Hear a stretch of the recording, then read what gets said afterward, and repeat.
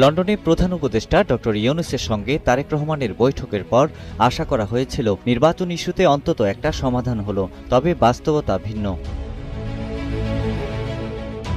জামায়াত ইসলামী আন্দোলন ও মামুনুল হকের নেতৃত্বাধীন খেলাফত মজলিস সহ কয়েকটি ইসলামপন্থী দল আনুপাতিক প্রতিনিধিত্ব বা পিআর নির্বাচনী ব্যবস্থার দাবি নিয়ে এক ধরনের জোটগতভাবে একটা অবস্থান তুলে ধরতে চাইছে।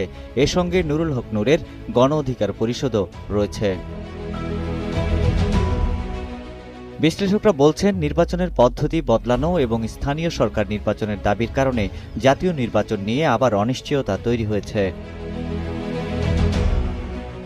নির্বাচনকালীন তত্ত্বাবধায়ক সরকার গঠন নিয়েও দলগুলোর ভিন্নমত রয়েছে। বিএনপি চায় সংবিধান ত্রয়োদশ সংশোধনীতে তত্ত্বাবধায়ক সরকারের যে গঠন পদ্ধতি তা ফিরিয়ে আনা হোক, অর্থাৎ সর্বশেষ অবসরপ্রাপ্ত প্রধান বিচারপতি হবেন তত্ত্বাবধায়ক সরকারের প্রধান উপদেষ্টা। তবে দলটি জানিয়েছে, বিচার বিভাগকে তত্ত্বাবধায়ক সরকার থেকে দূরে রাখতে কোনো উত্তম প্রস্তাব এলে আলোচনা করবে। জামায়াত ইসলামী জানিয়েছে, তারাও চায় তত্ত্বাবধায়ক সরকারের প্রধান হবেন সাবেক প্রধান বিচারপতি। তবে ২০০৬ সালের অভিজ্ঞতার কারণে রাষ্ট্রপতিকে প্রধান উপদেষ্টার দায়িত্বে চায় না দলটি। জামায়াত স্থানীয় নির্বাচনও তত্ত্বাবধায়ক সরকারের অধীনে চায়।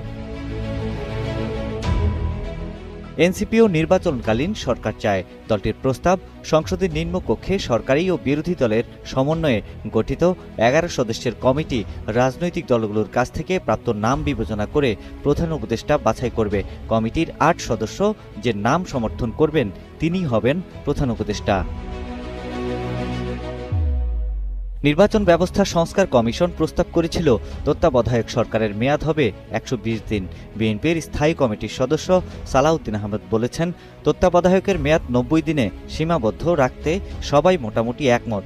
এ সময়ের মধ্যে যদি কোনো কারণে নির্বাচন না হয়, সেক্ষেত্রে ৩০ দিন বাড়তি রাখা যেতে পারে।